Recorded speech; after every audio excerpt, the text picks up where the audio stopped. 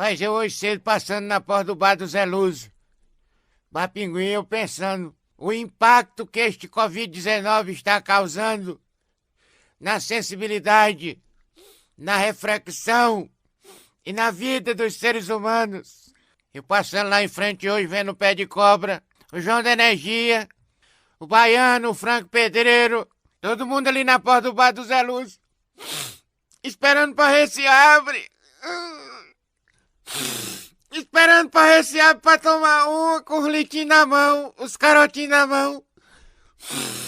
Ô, gente, é de cortar coração ver a pessoa da porta do boteco doidinho pra tomar uma. E o boteco fechado. Ô, chão goiano. Gente do céu, eu fiquei triste demais. Estudo esperando pra ver se o Zé Lúcio ia abrir hoje. Pra tomar uma, porque é terça-feira ainda. E ele já doidinho pra passar o álcool nas tripas, bofe, no figo por dentro. E o Zé Lúcio com o bar fechado. Ô, tristeza, gente.